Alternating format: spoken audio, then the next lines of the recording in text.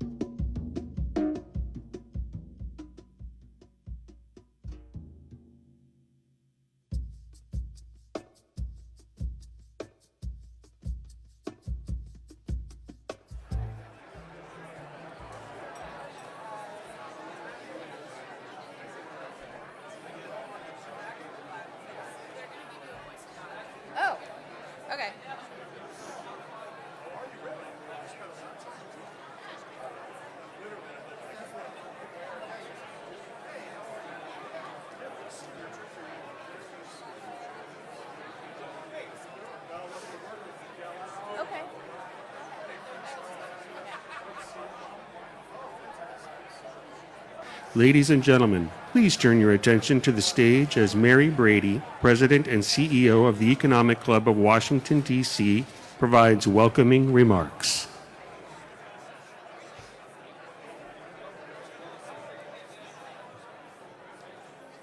Good afternoon. It's so great to see everyone and the enthusiasm in the audience. Thank you, everyone. So I'd like to welcome all of you today to today's executive conversation at the Economic Club of Washington, D.C. Today's event is featuring Mark Clous, President of the Washington Commanders. So to get us started, I would just like to acknowledge a few special guests who are with us today. The Honorable Muriel Bowser, Mayor of the District of Columbia. Mitch Rales, Limited Partner of the Washington Commanders.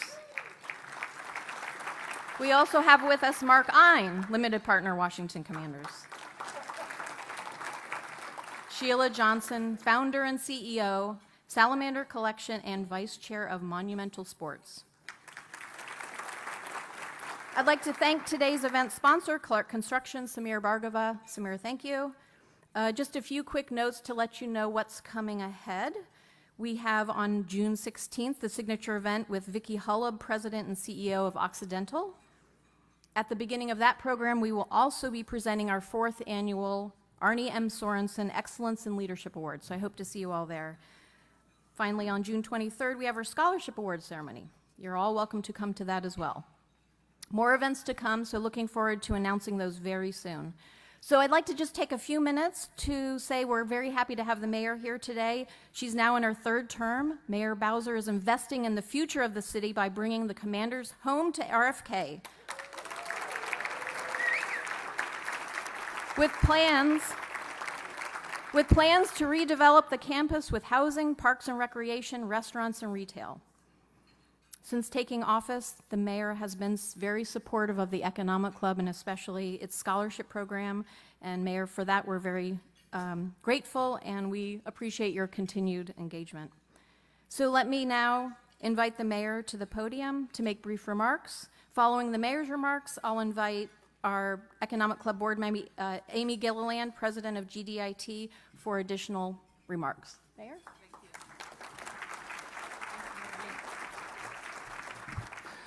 Well, good morning, everybody, and I want to thank Mary and give her a warm thank you for inviting all of us to participate in this and so many great Economic Club events. And I want to acknowledge David Rubenstein for his leadership and steadfast support of the district and our entire region. And it's good to be here with you just a few weeks after we made a big announcement about the future of football in Washington, D.C. and the entire RFK campus. I'm happy to be here to hear the conversation with Mark Clous, the new president for the Washington Commanders. I've gotten to know Mark over the last several months, and I think among many great choices Josh Harris has made, bringing Mark to D.C. is one of them. So give Mark a big round of applause. I also want to recognize our friends Mark Ein and Mitch Rales, who are part of the Commanders team, and I love to say that they've taken bets on Washington, D.C. for a long time. So thank you for your leadership in being a part of our business community. So as business leaders here, you know that a project of this size and scale and importance doesn't happen overnight. I personally have been working on this project for my tenure as mayor for 10 years. By laying the groundwork, we were able to seize the moment. We got I like to call it the Hail Mary, piece of legislation passed through Congress. And in talking about it to Josh that day, he said, well, Jaden can get a Hail Mary, we'll get a Hail Mary, and that's exactly what happened. And we worked very hard to get it to President Biden's desk and transferred to the District of Columbia earlier this year. We now have the opportunity to do something special and ensure that this land along the Anacostia is no longer vacant. It is developed and transformed into opportunities for Ward 7 and all of DC. We know that in my pledge to DC residents has always been we want to bring our football team home, and we will have a state-of-the-art world-class stadium. But that's not enough. In 180 acres, we want a mix of uses. And now that the legislation has passed the Congress, we're no longer limited to only a football stadium, but housing, an entertainment district, parks and recreation, and wonderful connections to the Anacostia River. So we know that that's a win, win, win. A win for the city, a win for the team, and certainly a win for that site and neighborhood. So I want to be clear also that this partnership is the fastest and surest route to activating the campus and delivering for DC. At a time when we know we have to diversify our economy, we're in the midst of a changing federal landscape. We have to double down on the things that are working well for us. We have to change our business ecosystem so that we're attracting more investment, more business, more travelers, more workers, more residents of Washington, D.C. And we need to replace $350 million of economic activity annually. So I recently put forth my growth agenda, which will be included in my upcoming budget. And sports is a big part of it. It's why keeping the Capitals and the Wizards in downtown and the Washington Mystics at our Care First Arena. But it is also focused on the growth we need, jobs that have a proven track record, and we know that we have a proven track record in DC of investing in sports facilities that transform our neighborhoods. So we have been engaging with the council and our community about this project, and as people learn more, they're even more excited about this opportunity. So again, I want to say thank you to the commanders for really being great partners to work with to get to this point, and being partners with us in getting the land secured, but also in building a beautiful consensus vision for what we can transform these 180 acres into. Enjoy lunch and hearing from Mark.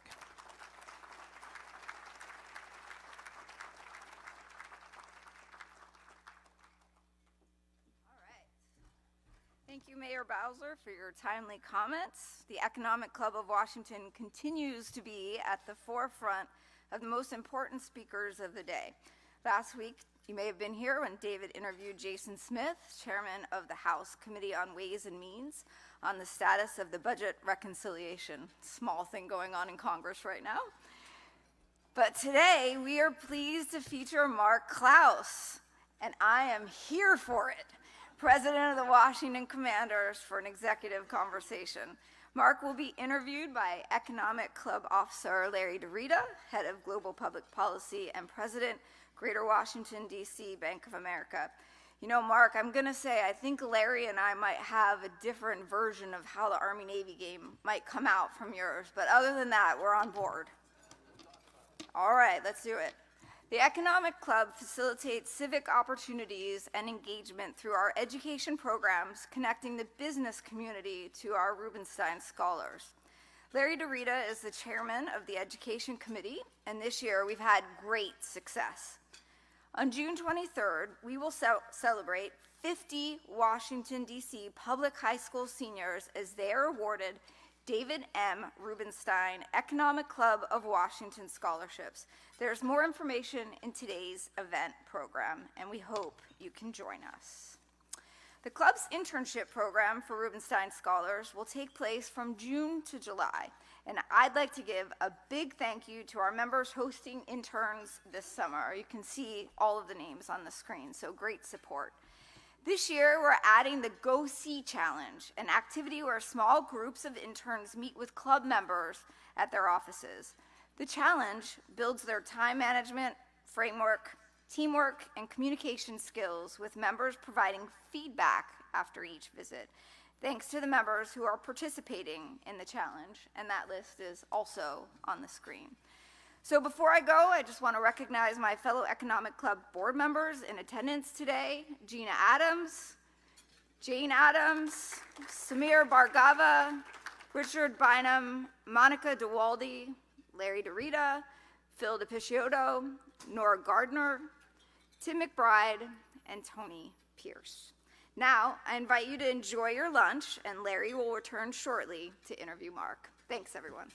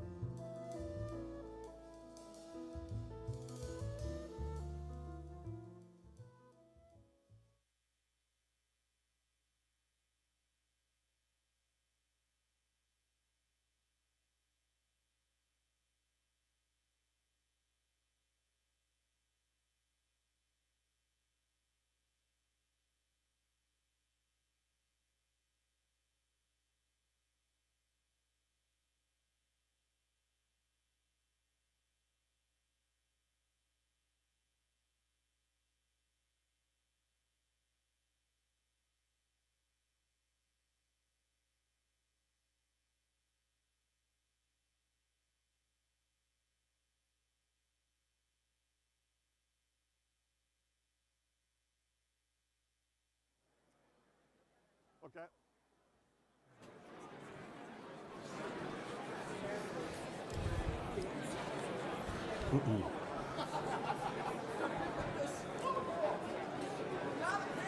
Well, thanks again for doing All right. it. All righty. I'm going to sit down. Why don't we get started?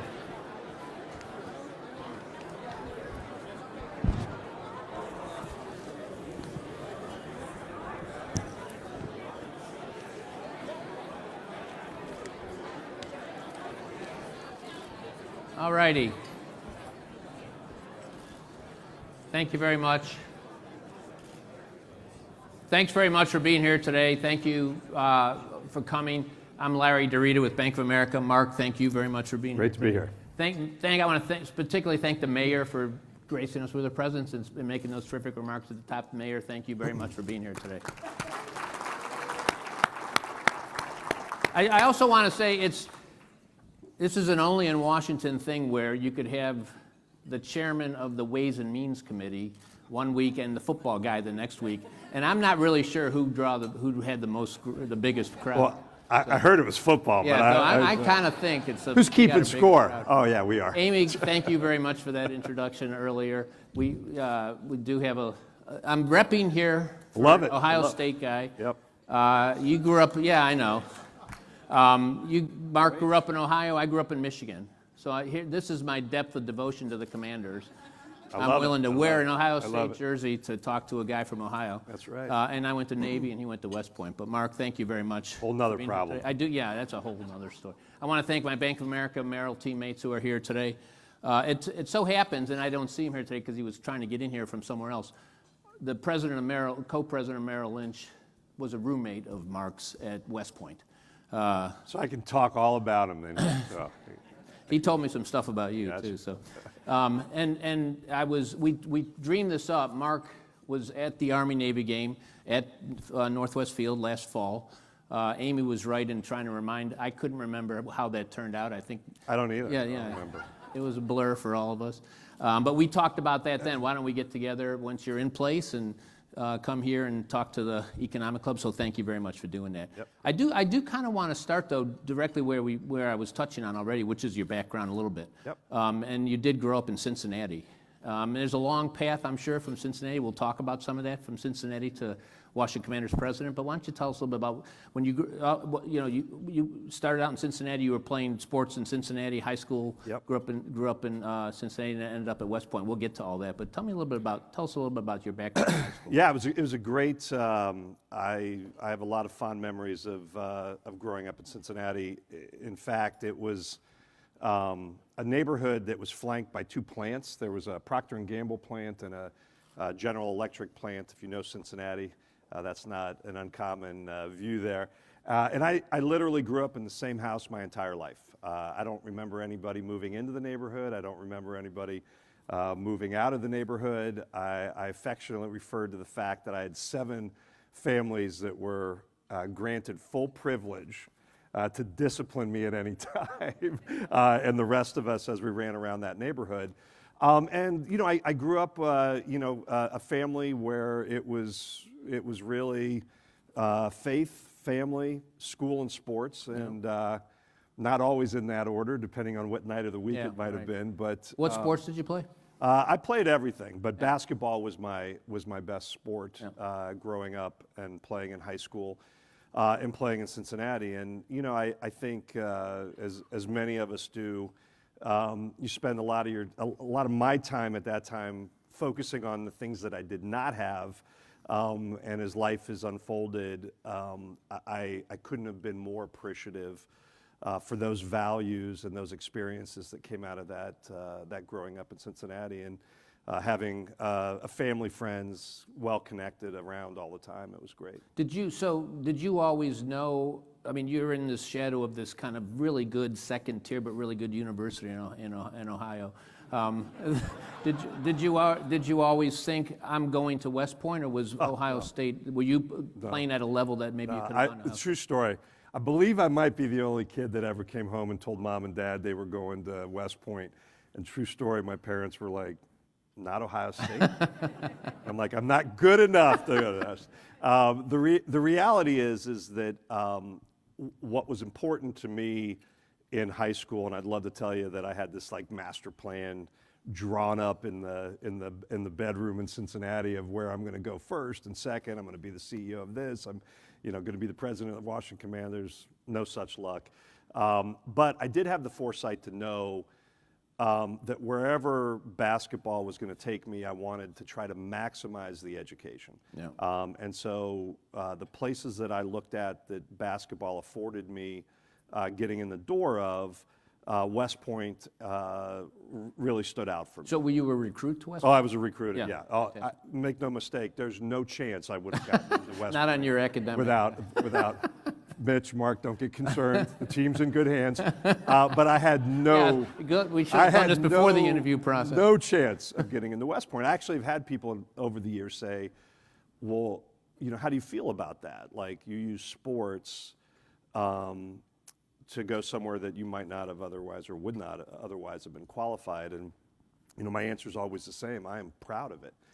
Sports is a means in which to open a door to have access to opportunities that I otherwise would not have had is something I'm extremely proud of. It's about what you do with the opportunity once the door's open. Had I gone there and wasted that, yeah, I might have felt bad. But I think for me, it came at a great moment. I had no military background. I'm not even sure I could tell you I fully understood what I was getting into when I got there. But I knew it was a great education. I knew there was a focus on leadership, which from a pretty early age, I started to form a point of view of how important it was to develop as a leader. And then I loved the guys that were on the team. And I felt like it was an interesting challenge for me. So you were there. So you graduated from West Point. What year? I graduated in 1990. 1990. So you were there 86 to 90. Yeah, I was. Did you, Cold War's going on, did you think I might this is interesting, I might want to be a career military officer? Was that ever on your mind? No, not really. I mean, I'll be honest, what I loved about it, and I've said this many times, and I really do believe it's true, there is no better schoolhouse for leadership than the combination of sports and the military. Yeah. And outside of being a parent and a husband, I don't think there's anything I'm more proud of than leading men and women in the pursuit of excellence in the armed forces. Yeah. It was just an extraordinary, at 20-something years old, you're turned loose in a complex mission with a real need to become a student of leadership. Yeah. So at West Point, you played basketball for 4 years. You were there 86 to 90, so you overlap with a fellow at Navy called David Robinson. I did. Did you play? Did you play, David? Yep. David was a senior when I was a freshman. Yeah. They were ranked, I think, 16th in the nation. Here's a great college basketball trivia question for my college basketball fans out there. David Robinson in 86-87 was number 2 in the nation in scoring. The question is, who was number 1? It was not me, I can tell you. I thought that's where you were going. I can tell we you have a hell of a story. Emphatically, that was not me. But it was someone who played with me at Army. So Army literally, the academies had number 1 and number 2 in scoring in Division I basketball in 1986-87. Kevin Houston was his name, 5'10", red hair, freckles. We called him Beaver, like Leave It to Beaver. And he was an impressive player, averaged 32 points a game. And it was... So it's interesting you say that because I did go back and check the year David Robinson played against you, so that would have been the 87-88 season, or 86-87 season, I guess. Yep. He scored 18 points, so your guy must have beat him out then. Oh, yeah. If you ever want... This true story. That game, big national TV game, had number 1 and number 2 at the 2 academies. It was a lot of fanfare, big Sports Illustrated article. And if you want to see I'm a little biased, but if you want to see the most complete half of college basketball by an individual, watch the first half of that Army-Navy game. Kevin Houston, 28 points in the first half. And Needless to say, there was no confusion on who you had to stop at Army, by the way. No one was focused on me. It was all Kevin, but it was a great game. That's fantastic. So that was after Coach K, though, had been at West Yeah, Point Coach in the K's 70s, older. right? Yep. Yeah, so that was, Yep. but did some of that culture was still part of the program? Yeah, I mean, Coach K's been terrific. I've gotten to know him over the years. I actually, oddly enough, my inner circle, I'm surrounded by Duke. Yeah. Folks. Grant Hill was on my board of directors at Campbell's, and Jay Williams is a long time family friend and friend of mine. So, so we got a lot great of legacy a lot of at West Dukies Point, around. too. Yeah, Yeah. unbelievable legacy. And so what did you study at West Point? Did you? I studied economics, and academically, it's a true story. Again, Mitch and Mark, I'm going to need you to kind of close your ears on this one. I get to West Point, and I finish my summer, Beast Barracks, and the athletic director calls myself and a football player in and says to us, hey, just wanted to let you two know, you have the lowest SAT scores of anybody at West Point. Like, yes. That's right, a perfect. distinction of its own. And he said, you're going to be in trouble some point in time. Please raise your hand. And it was actually a gift because, in fact, I was in first semester. So it took me a while to learn how to do it. I think in life, my path has been very focused on seeking out opportunities where I might not have been the most qualified, or I love when people used to say we're leaning in to you. I love that challenge. I love the work necessary to climb and learn and figure that out. And by the end, I was doing fine academically. Yeah. But it was tough. We had at Navy, you maybe had the same thing at West Point. We had a little saying that said, if the minimum weren't good enough, it wouldn't be the minimum. Yeah. So that was you kind of cleared that by yourself. Yeah. So you graduated from West Point and did what? I went to flight school. Yeah. So again, under that same kind of heading of, how do you make choices in life? I looked for things that I thought were going to be challenging. I also liked things that I thought would open other doors for me down the road. When I talked to, younger college kids, I've had two boys, one who just graduated from college last weekend and is going to be a football coach at Princeton. Which we both chuckle about because he wouldn't have gotten into Princeton either, but he's going to be a coach there. Looking for opportunities in life that are going to afford you additional doors to open later is really great advice for kids that are tormented by what they're going to do in life. I don't know if anyone's got college kids out there, but it's, the mental state of what I'm going to do. And my philosophy is always try to pick things that are going to develop and open the door. So aviation felt like a great opportunity. How many were there? What percentage of the class at West Point flies? I'd say it's probably 15-20%. Yeah. What I had going for me was you had to have 20/20 vision. Yeah. So that screened out a lot of the academic, because you go by rank. The guys pushing their glasses up on their nose. You go by rank to get to where you get your branch choice. And so, yeah, that was how I got to aviation. So, and what did you fly? So I actually had a very, very interesting job. I was the Army's expert on, I'm dating myself a little bit, but I was the Army's expert on Soviet helicopters. Oh, okay, sure. And I was stationed at a place called Fort Irwin, California, which is in the lovely Mojave Desert. I lived in Barstow, another lovely location, and we essentially replicated Soviet tactics, and it was a training facility. So we had UH-1s that were made to look like Heinz, and then we also had a couple of the actual Hind Heinz. helicopter, the Soviet, yeah. Very cool. Yeah, so that was job one, and then I went to Korea. I was an airfield commander there, and it was really like a general manager. When I took over my first general manager role in business, where I was the president of Kraft Foods in Greater China, the experiences that I got in the military, because when I got the job, I wasn't excited, but it was such a great education. Yeah. Working civilian, working military, all at the same time. I had everything from a nightclub to the air traffic controllers. Yeah. A little bit of both. And how long were you in Korea? How long? Just over a year. Yeah. It was on its side. So I met my wife when I was stationed in Barstow. She was a school teacher on the Air Force base that was there. We get married, and I say to Kathy, and I hope you guys will get to meet Kathy. She's certainly the best part of me.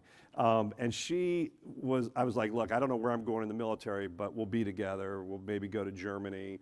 we'll get assigned somewhere. And we get married, I get my assignment, I'm going to Korea alone. Yeah. So she got to Welcome go the back Army. and live with her parents. It was awesome. Great Yeah, experience for her, too. hooked her wagon to a star right out of the gate. But it was. Welcome to the Army. That was a tough conversation, but she's been such a trooper, and we've lived in China, Brazil, Singapore, all over. But Enterprise, Alabama.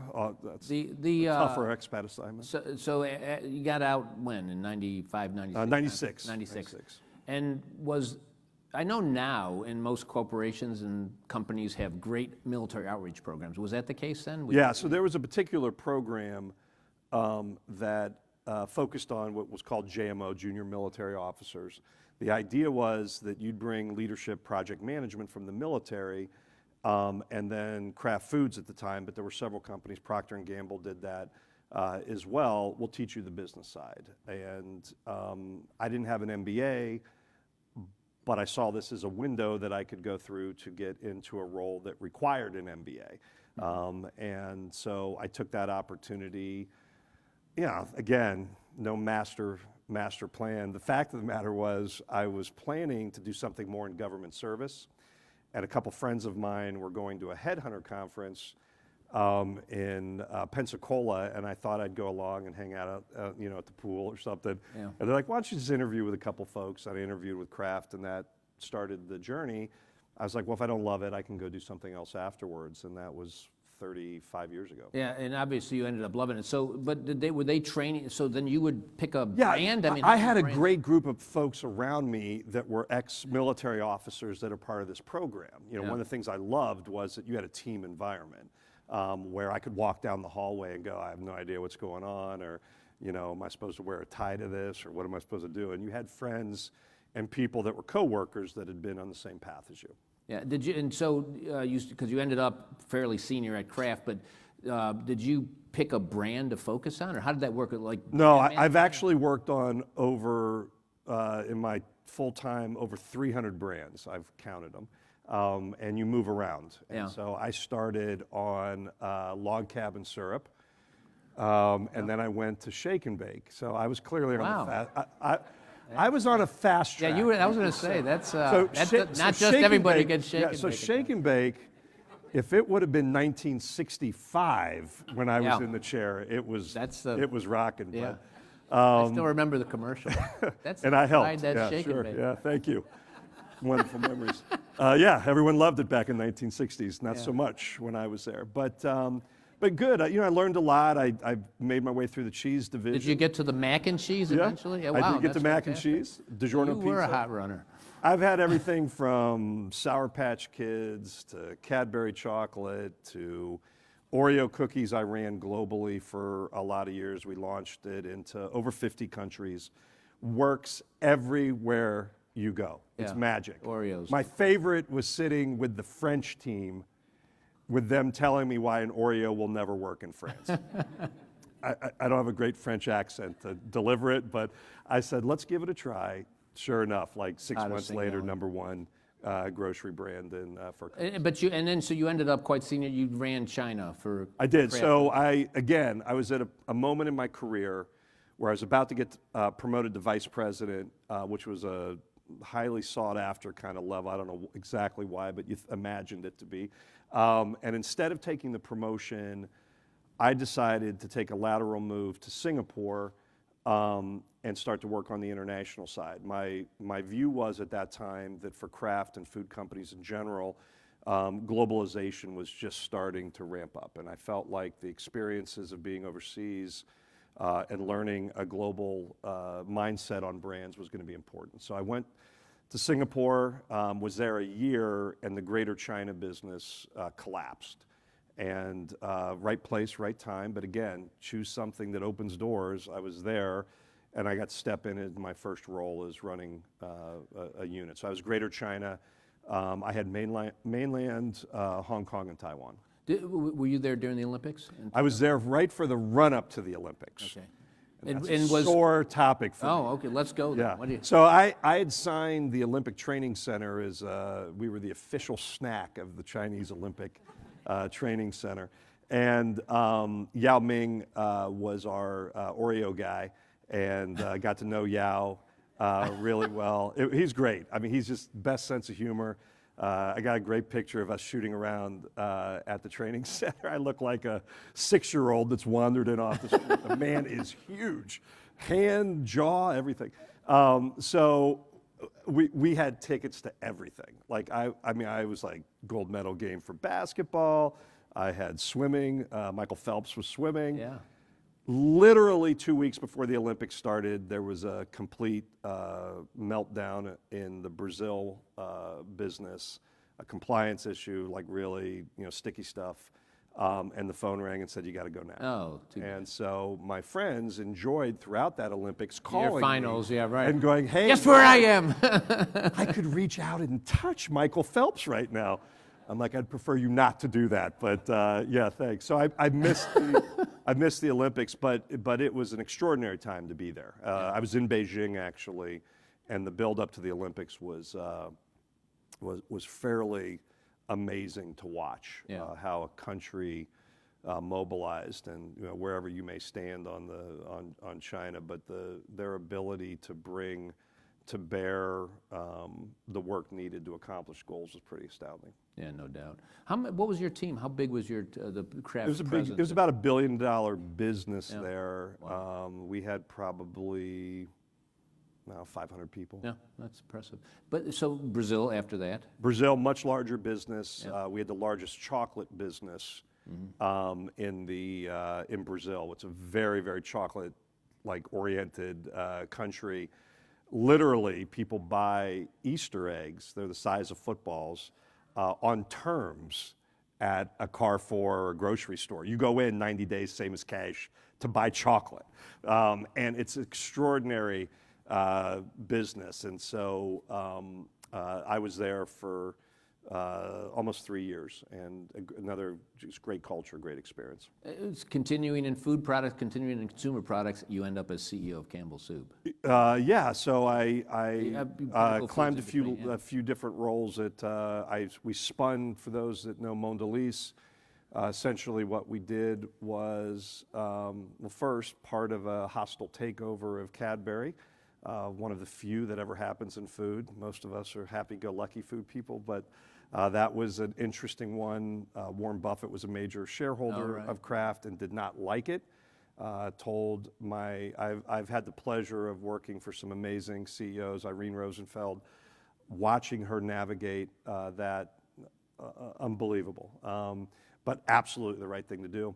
And then we split the company into two. We essentially spun Kraft Foods off, and we stood up Mondelez as the global business and the snack business. So Nabisco, I ran Nabisco as part of that, and then was part of the team that stood up a new organization. It was interesting. Then I did Pinnacle, which was more of a private equity model. We gathered up a bunch of neglected brands, Bird's Eye, Duncan Hines, Vlasic Pickles, breathed new life into them, and then sold it to Conagra Foods, one of the most successful private equity food ventures ever. Very, very, very interesting, taking old brands that had lost their way and kind of breathing life, and that is how I ended up at Campbell's. But Campbell's has this great legacy with the NFL, predates your time. Oh yeah, it's, I think, 27 years of chunky soup with the NFL. And it is special. I mean, I've worked on businesses that had far bigger budgets, but like I would go to the Super Bowl, players would find me with their mom. With their mom, yeah, right. In tow. Like, my mom can act. Watch, Mom, act. And the players loved it. I mean, they loved it, and it is pretty special. I mean, I had the chance. I always made it a point of spending a little bit of time with whatever families were part of it, and it's a pretty magical relationship. I think the NFL, I know the NFL would say too, it is one of their favorite and one of their most iconic partnerships they've had. Like I said, 27 years. Yeah, and did you get the Kelsey, Jason? Yeah, so that was on my watch. Yeah, right. I have a couple big food things that I would say are my bigger, like, French kind of Oreos. moments. You got that one. I am the guy that started to mix up the creams in Oreos. So Someone if had you're blaming someone Yeah, for that wow. last That's 400 calories or so, that was me. Reese's was the first one we did. But yes, you know, I would like to tell you we had anything other than dumb luck, but we signed the Kelseys right before Taylor Swift. Yeah. So we Well had planned, Jason well and planned. Travis and their mom, who is awesome. And we had a really very, very good run. But all of them, all of our players through the years, I would get notes all the time from the legends that came before, and it's pretty special. No doubt. Pretty special. So you've had this now military, the training that you did, military training, as well as the command you had. Now the private sector and all the brand and iconic brands. What's the through line that gets you now Campbell Soup CEO to Washington Commanders? What do you see as the through line between the brand, the leadership, the military, all of that? Yeah, so, you know, for me, again, I think a lot of my professional career has been looking for opportunities to be part of things or businesses that are going through some level of transformation, business transformation, cultural transformation. These are the things that motivate me. I loved my time in the consumer goods space, and I was a public company CEO for 8 years, and I am nothing but grateful for that. Campbell's is just an extraordinary business, been around for 155 years in Camden, New Jersey.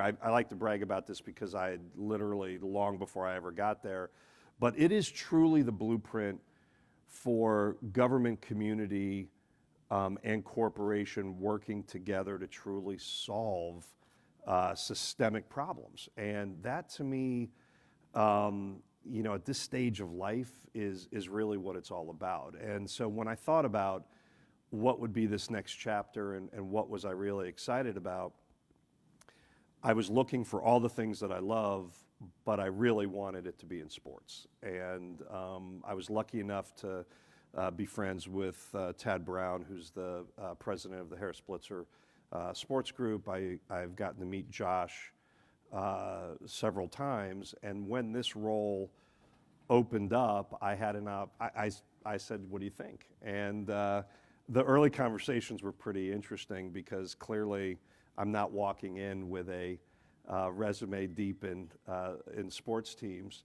But I think as we walked the path, and what was really important to me was to make sure I understood the values that Josh, and then I got a chance to meet Mitch and Mark, and what were we really trying to do? If it was simply just to build a stadium and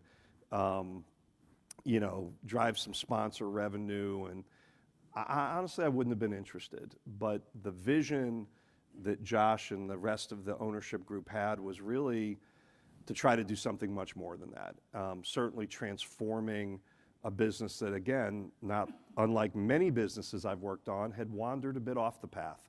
And so how do we bring it back to the level of pride and trust that the team deserves, and then how do we use that platform to make a real impact in the community in a different way? And that is really what brought me here. And yeah, by the way, let's win a Super Bowl as well. Yeah, but no. in our spare time. We But definitely at the want end of the that. day, the idea that we're doing something much more with this franchise, winning games is incredibly important. And for all the fans out there, trust we are doing everything we possibly can to do that. But we also sense a very great responsibility as the stewards of this team for so many fans, and returning it to a level that it deserves, which we see as absolutely the best franchise in all of sports. The Commanders as a brand. So you talked about a transformation. Bringing your brand expertise at the scale you've managed brands, how do you see that? I mean, it's an interesting puzzle, right? Because there could be no greater love than the heritage of this team, winning multiple Super Bowls, all the things that are great about the business, but some choppy water there. And here's a new brand and a new name, but has this wonderful heritage. And, you know, the challenge, I think, is the Commander brand has taken on some real meaning within the organization, whether it's what Dan and Adam have done on the football side. I mean, they truly understand what a commander is. They use it as a way to determine who's going to fit in the culture of the team. That's real. It's not it's not just a let me throw the name in here and there. They actually view it. And so therefore it brings some real equity. I think our opportunity with the fans is to really make it mean something and bring some relevance. And there are a variety of different equities that I think can be pulled from the history forward while still building the brand. So it's a huge, obviously the vision is, and we've heard Josh talk about it, we hear you talk about it. It seems like the league has a sense of that too, maybe just because of there just seems to be excitement in the league about that. Oh, well, you guys feel that yourself? Look, I think there's no question it is good for football for Washington to be strong, to be competitive, to be doing the things that we're doing. That is not lost on anybody, whether it's our peers in the league or whether it's the league itself. It is good for football for us to be where we are and continuing to move forward the way we are. I'm just going to say, we're going to take questions from you if you have them, so there will be mic runners, and I'll get to that in a little bit, but I just want to start thinking about what you may want to ask, what I didn't ask, Mark. If we can talk a little bit about just the organization, what the role of the president, Sure. the business operations, you mentioned Adam and how that Yeah, ran, and then absolutely. the ownership, how does that all work together? Yeah, despite my desire, I can't call the plays in. They don't let me do that.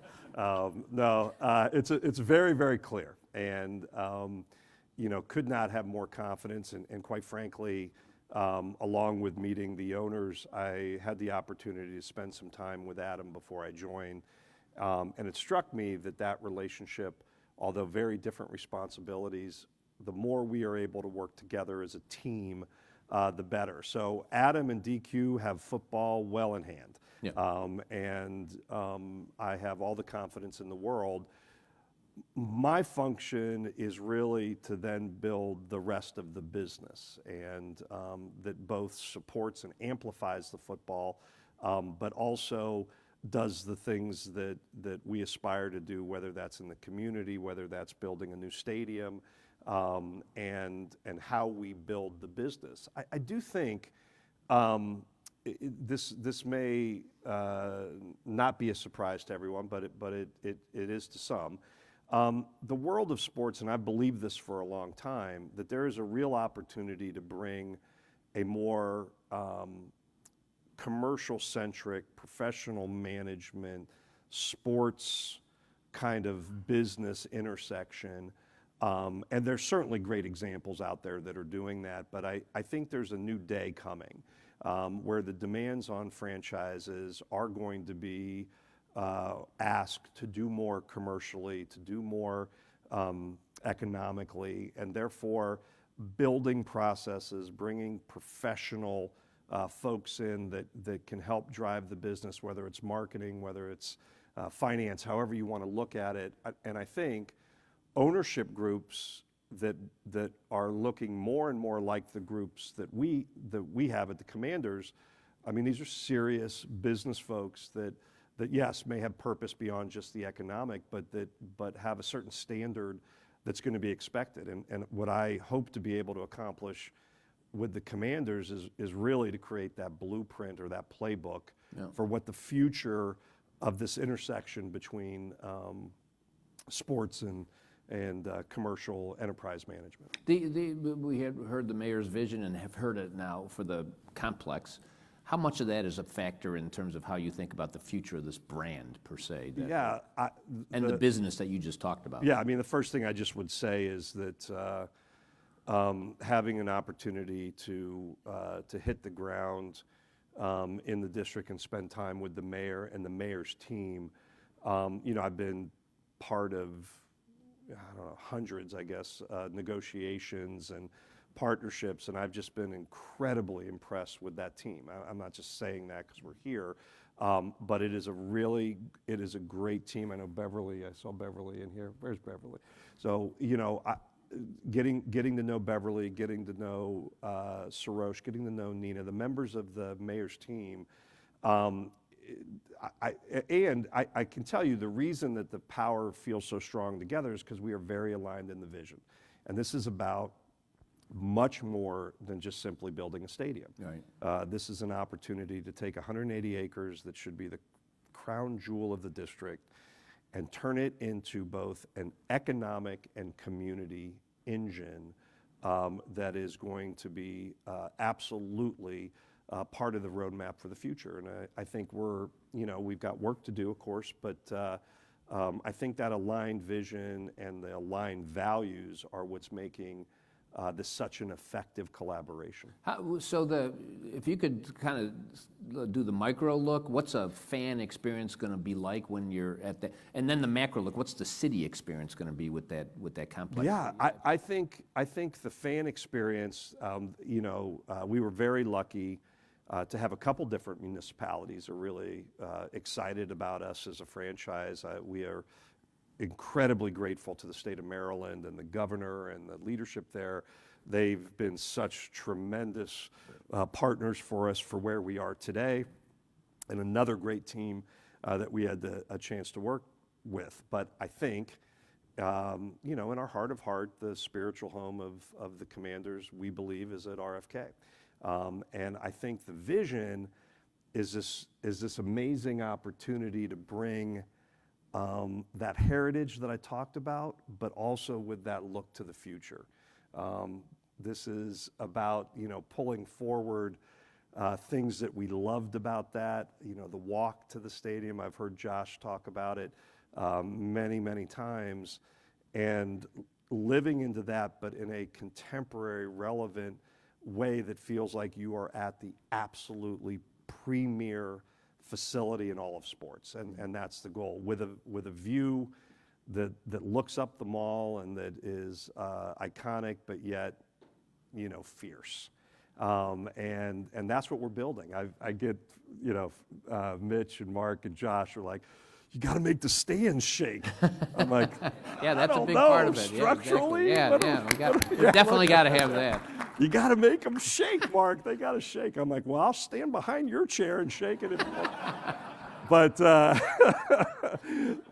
I think we really want to try to bring that vision back. But also, it's a look forward, and I think that does match the vision for DC and the idea of being, this kind of cradle of the nation while also looking forward. And I think the community around it should be a thriving, diverse, a little bit for everyone. And whether you are a Commanders fan or not a Commanders fan, this is a place you want to live and work.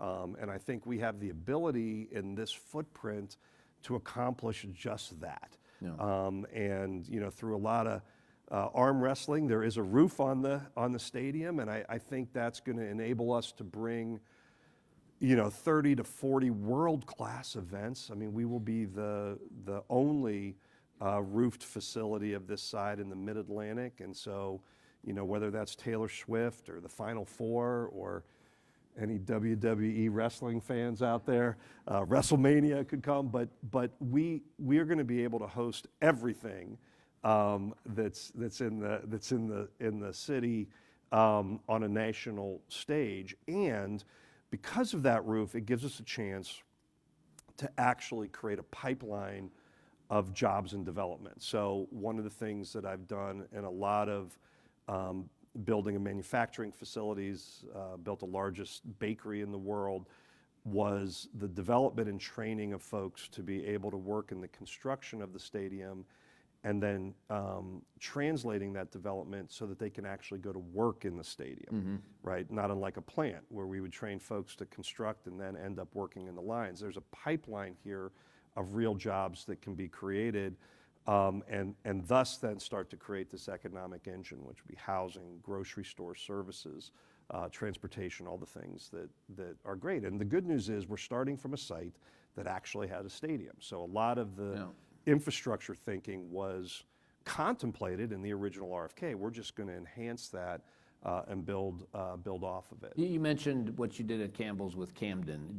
Is that the sort of model? Yeah, I mean, Camden, there are some very valuable lessons in watching the development, obviously completely different scale, but I think Camden, one of the mistakes, if I will, that I will say we kind of made together there was we started development without really an anchor, without something that was really a catalyst. And we built housing, but because we didn't have that, we didn't have all the infrastructure.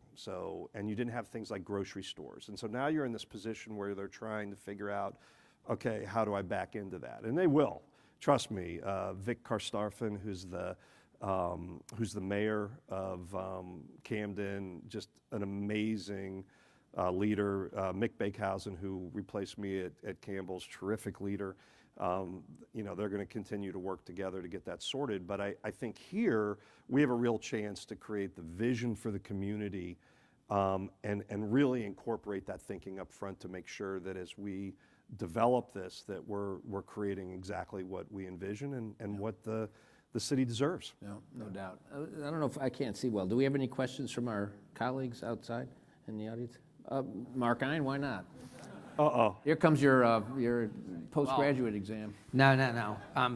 First of all, we want the sounds to bounce, not shake. Okay. It's bounce. Okay, thank you for that Right, we clarification. want the fans to bounce. Yeah, good point. Glad to But Mark, I'm just so glad you came here today and to give a chance for our business community to get a glimpse at why we're so excited about your leadership here, and also to welcome you and your family to DC. So thank you for being here. It's interesting because you've come here with a different background from other people that we did an extensive search, mostly in sports. And you were really the one person from outside the domain.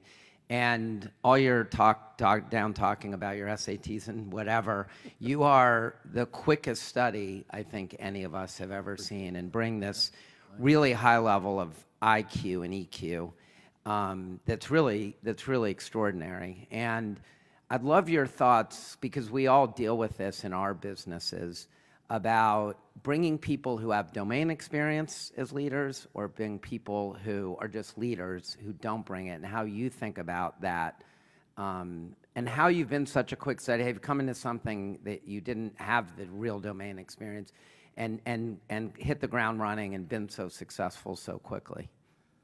I very much appreciate that, Mark. One of the things that I think was a gift to me throughout life, being dropped into some places where I may not have been as fully prepared, I did learn very quickly that you surround yourself by people that are smarter, more capable, that are going to complement you. And I think in any experience where you're coming in, one of my favorite stories was when I took over in China.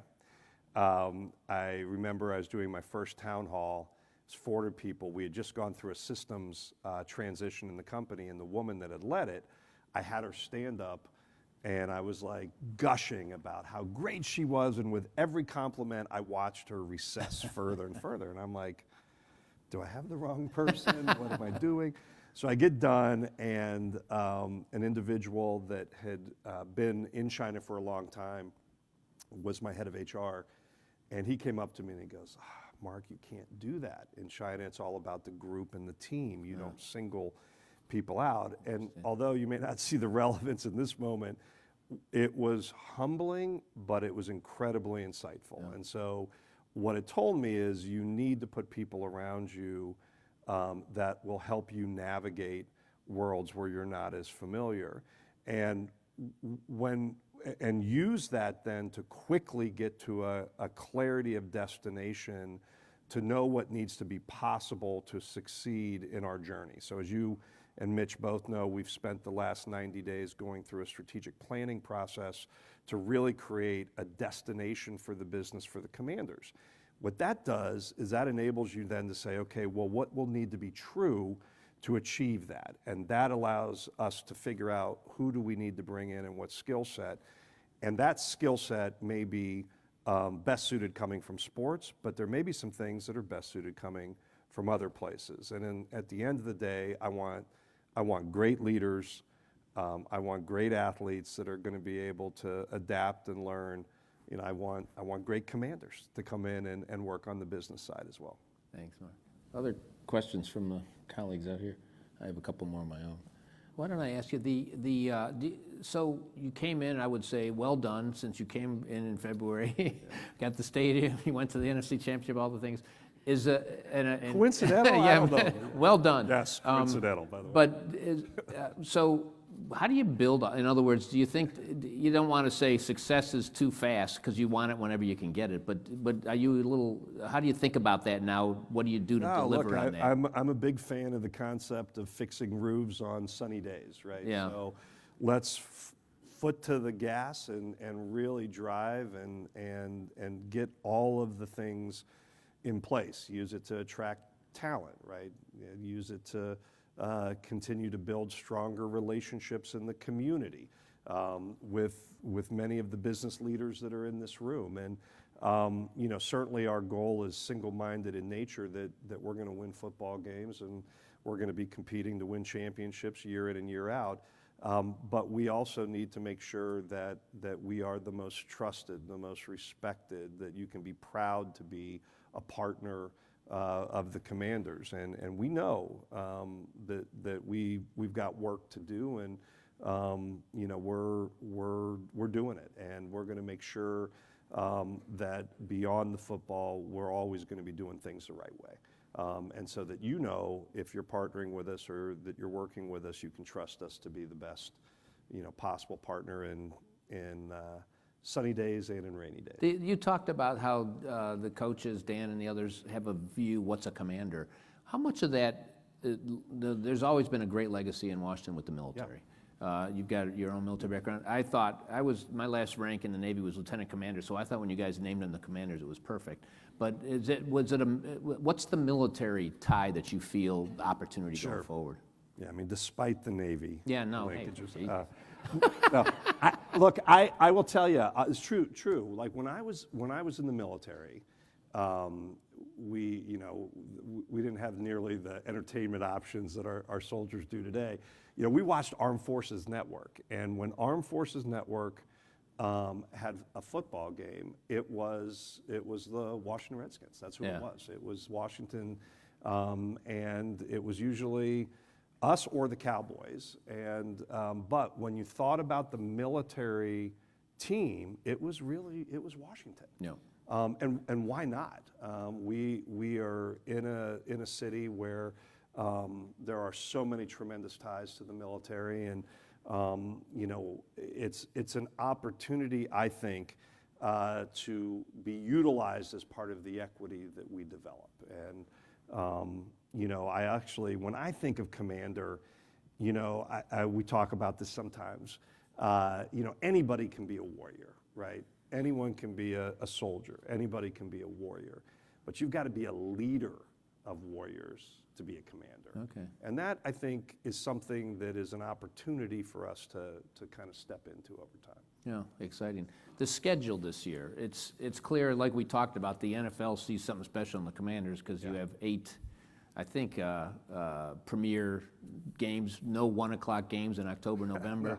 Overseas, Christmas. I mean, it's a super impressive schedule. How's the overseas piece of it fit in? I mean, in the Madrid, that's the first time, right, for the Commanders? It is. Yeah, we are. You know, we're excited. It's, you know, it adds another dimension to the planning. But I can tell you, and by the way, if you have not bought your plane tickets to Madrid, I recommend you get on and buy your tickets. They are going fast. But I think it's a great, you know, the NFL has a vision, obviously, and as the league does with everything, a very thoughtful, well put together view of how we build the fan base of the sport of football across the globe. And a very important part of that are these games that are happening in cities around the globe. And this year we'll be playing the Miami Dolphins, who's a home market Spain, and you as a team can apply for home market status in different communities. In fact, we applied this year, and UAE will be our home market for the future. But at the end of the day, I think this is important for the game. I think it's good for the NFL to be playing games. They've been extremely well attended. So I would say we're excited about it. We see it in another challenge, and to your point, it's a big stage. Yeah, it's exciting to hear what you say about UAE. So does that mean eventually there'll be football over there? Yeah. The timeline, obviously, what will happen is the early stages of these development means that we'll be there with a presence. So we'll be investing in flag football, watch parties, activations, start to build the grassroots, if you will, of the sport. And then we need a facility there that's capable of hosting football. But as we know, UAE loves sports. They've truly been amazing to watch in a variety of different sports, World Cup, F1. It's pretty impressive, and so that will be the future. And it's we're doing that with the 49ers and the Rams, who are also have UAE applied and accepted that role. That's exciting. Yeah, exciting stuff. Very nice. Mark, I first want to thank the Economic Club, Mary Brady and her team. You do such a wonderful job. Thank you very much. We want to welcome you to the Economic Club, so thank you, and thank you very much. Welcome to Washington, that place where you came from. Do they still play football up there? I don't even remember. No, Yeah. not well. But we're delighted that you're here. Thank you very much. Thank you to the ownership. Thank you very much. And Mayor, thank you again. We do have a little gift, a little parting gift. So I think we get a picture of this here. So Thank you.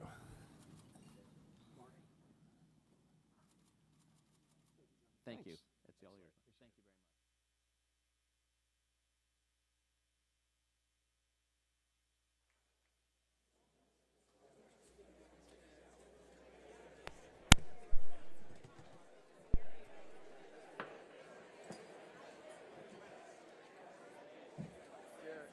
We're going to try.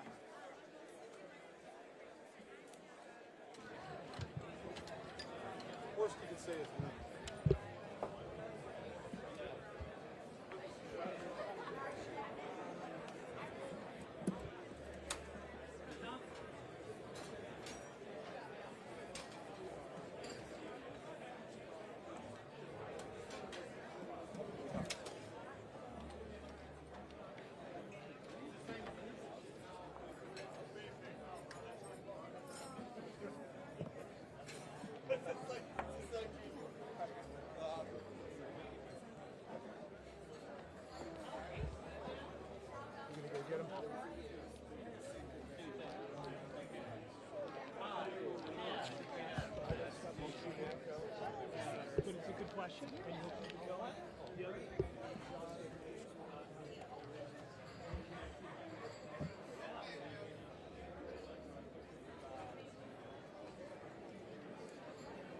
Guys?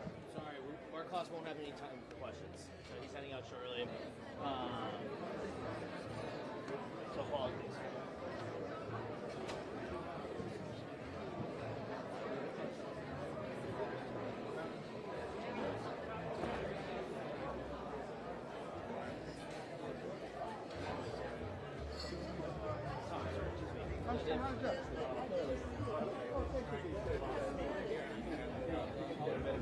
Hey, man. Yeah, I'm saying we should get a better deal. It's like these people have no understanding. We should get a better deal. Oh, sure. Yeah, how? Tell me how. Yeah, just write them a check for $1 billion, right? We just say hand them that. Oh, we're not looking for Mayor. We're not even close. The mayor will also have time. You guys can wait outside of this.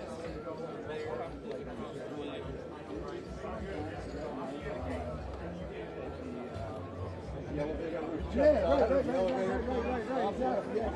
was there, I remember. I was sitting next to Linda.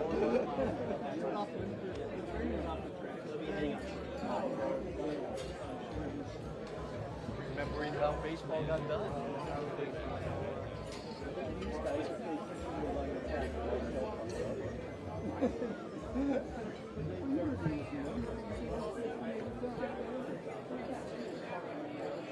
Because you can see the way the wind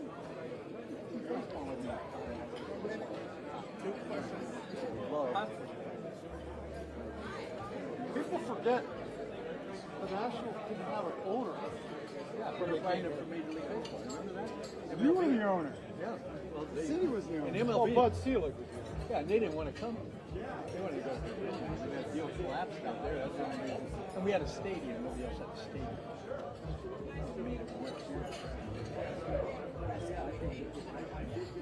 This guy's pretty good. Don't kill me. Right? Huh? Bear Williams.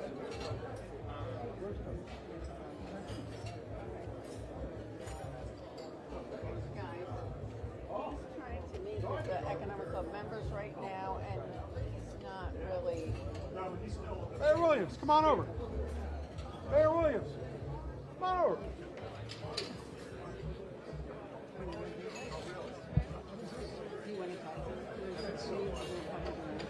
What did you think of the presentation? It's a great presentation, absolutely. Will it get done? You took the air on my balloon. I just wanted to make sure he knew what he was walking into. I apologize. Talking to friends, that's all we got to do. You can tell them that, man. You ain't got to tell them why y'all sitting over here like y'all funny.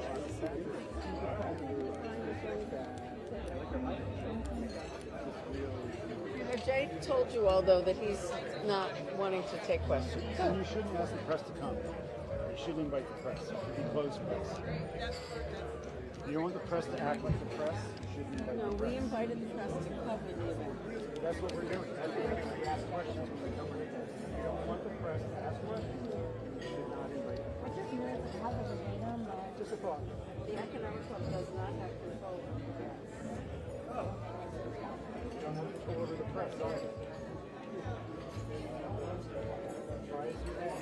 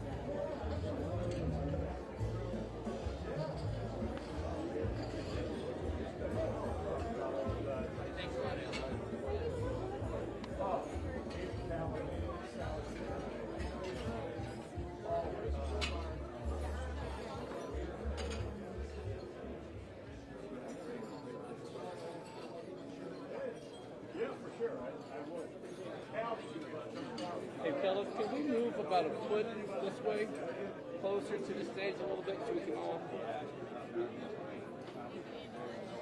Yeah, but at least it's better. There's not going to be a time. Yeah, we've got this, dude. Trust me.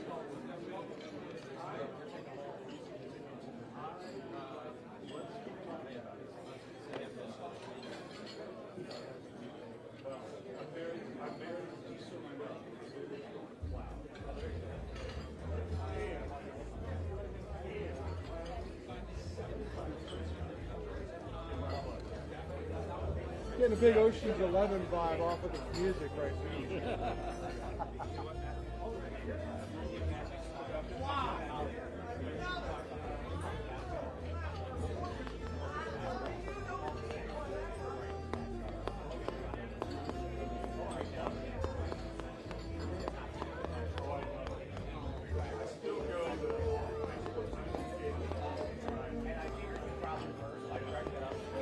So happy.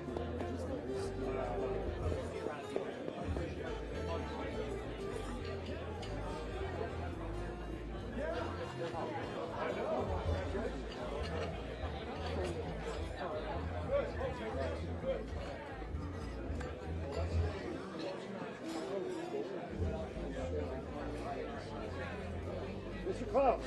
Mr. Clous. Hey, Mark. Talk. Come on over, talk to him. It'll be fun. Come on, come over, talk to him. No, please. Don't invite the press and you try to control it, right? That's true. We have specific rules. I know, of course, we allowed you guys into the room for board and to be in the room itself, but we did not promise any media scrum at all. Look, I cannot let you guys get past this line here. So you guys can only be here. You guys cannot approach Mark Clous from here unless he walks towards this room. We're not moving, we're just talking. Hey, Mark, come on over. Come on, Mr. Clous, come on. Come on! You're here to sell! Come on, no, you don't. Love us, come over. Come on! Are you French or what? Is there a chance you can get it off a little bit? Yeah. I don't want you to do that because then you'll break your back. I really appreciate it. Yeah, no problem. What? I think so. I always say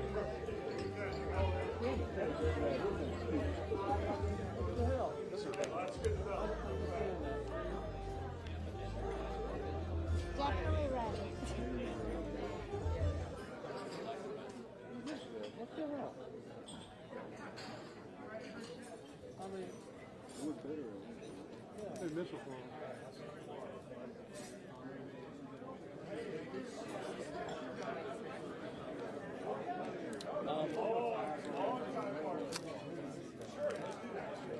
Hey, watch Sean Lott over there. Watch Sean Lott over there.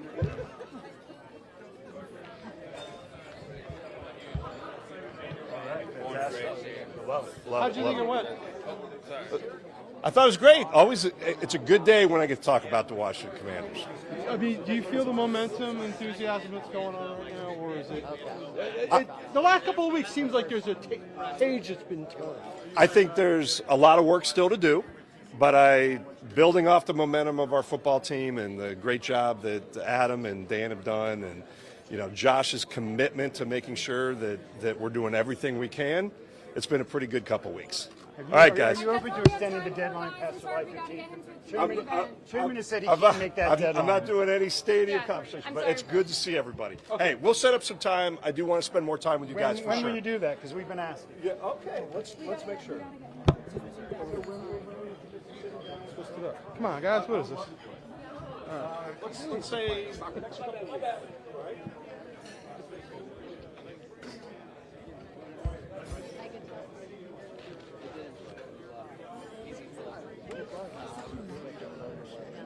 Hey, it's Tom Fitzgerald from Fox 5. Fox. We got CBS, we got Fox. How do you think this went? I mean, there seems to be an enthusiasm in the last couple of weeks. People are saying more positive things. Lately. Is it looking better? Well, first of all, Mark is an exceptional leader. We had the good fortune of being able to hire somebody who's top notch. And you heard him live today, what he was really able to articulate about where we're going, and he framed things up beautifully. And the stadium in Washington is where it belongs. It's our spiritual homeland. You made a really important point, too, that a lot of teams moving forward are going to be asked to be more than just teams, be economic engines. Are the Commanders stepping into a new role? I think we have an opportunity to change the paradigm. I mean, these have traditionally been family-run business enterprises. And nothing wrong with family-run business enterprises, but you can bring some corporate muscle to the equation as well to these organizations. And I think we have an opportunity to really do something like that and build on the fan base, build on the community spirit, and do a lot of things economically, both for the Commanders and the community that are second to none. Well, thank you so much. Is the team open to extending the July 15th deadline? The chairman has said he can't make that.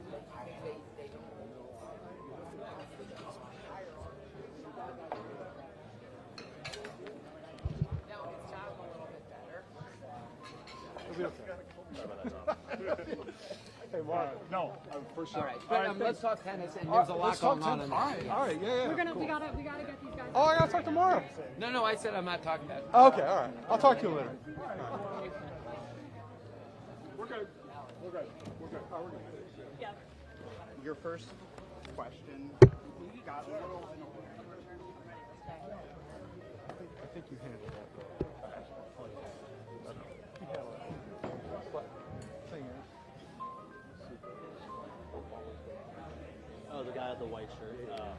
I mean, look, next time I can promise it'll be time. No, good questions up there, man. Thanks, man. I appreciate it. Yeah, you got he is right. No, he's right. No, of course. People are going to throw the But, yeah, we're here. Of course. Yeah. No, of course. And in the future, I would love to direct email you any other DC events. Yeah, Or, absolutely. yeah. Thank you, Tom. Hey, thanks. Appreciate it. Bye. Oh, thank you very much. Talk to you soon. Take care. Have a nice day. Have a nice day, sir. Thank you. Thank you.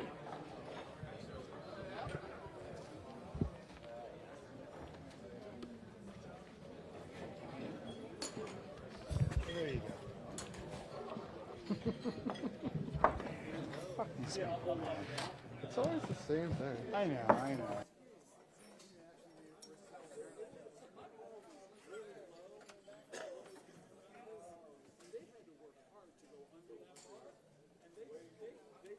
That was a jailbreak worthy of the world.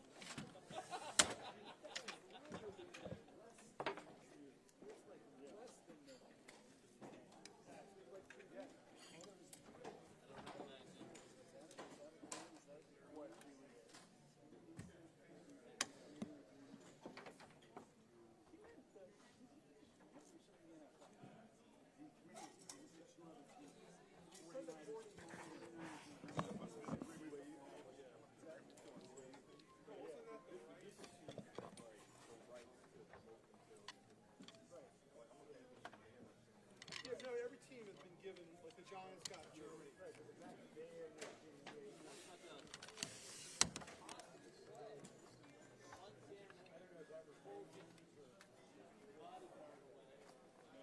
They give you the